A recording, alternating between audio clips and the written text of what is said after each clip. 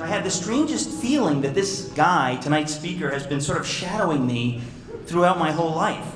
Something like the way Claire Quilty shadows Humbert Humbert in Nabokov's Lolita. If you don't get the whole Nabokov reference, let me just say that I, as the host of Socrates in the City, know that many of you, you have business backgrounds.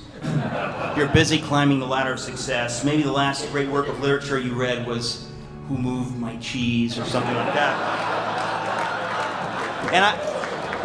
And I want you to know, in all honesty, that I do sincerely look down my nose at you for this. Some people would like, to make tonight's speaker out to be, a great moral teacher, for example, okay?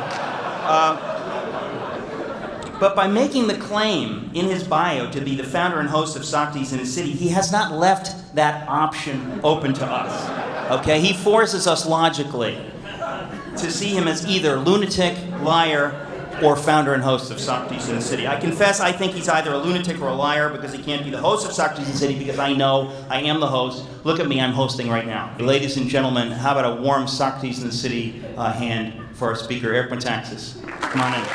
Thank you so much. That's certainly the longest introduction I've ever received, and I do a lot of speaking. I have to say, Eric, you're a tough act to follow, but something tells me I'm up to it. As our hermaphroditic introducer just said a few moments ago, no, he's cool with it. He's cool with it.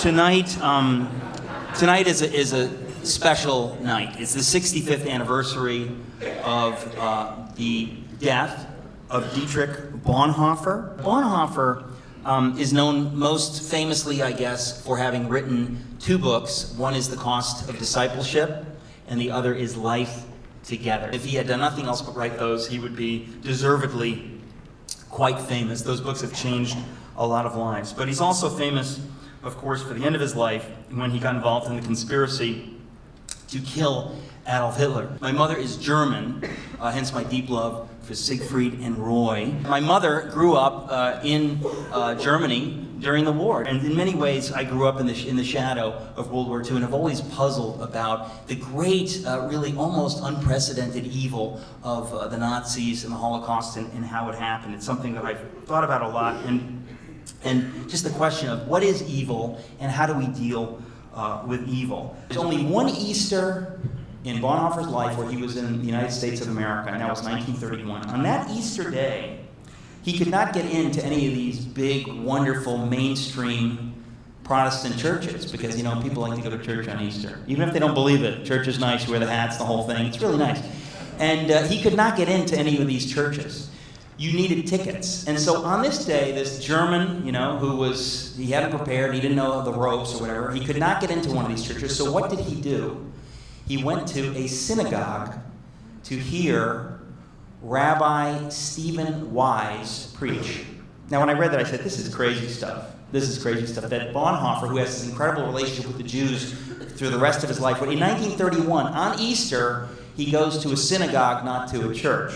I got an email about a year ago from a guy whose name seemed very familiar. It was also Stephen Wise. This is kind of weird. Who is this guy?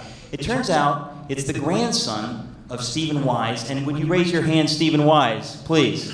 Yes, there he is. This Stephen Wise has been very involved in trying to get Bonhoeffer's name on the list of righteous Gentiles at Yad Vashem. Hitler lied incredibly well and said many, many, many things that would make you, even if you hear a lot of things about him you didn't like, he said this and this and this and this. So many people were fooled. Bonhoeffer was not fooled. Bonhoeffer saw, as I say from the beginning, that this man, what he represents, the philosophy he represents, cannot coexist with Christianity. Days after Hitler becomes the leader, Bonhoeffer's on the record publicly against him. Bonhoeffer understood that to fight evil, to live the life of a Christian, we have to train Christians to live as Christians, to learn how to pray, to learn how to worship God, to learn to actually behave as though this stuff is true, not just to be theoretical. So Bonhoeffer now is not just in Tegel military prison for trying to get some Jews out of Germany, which was bad enough,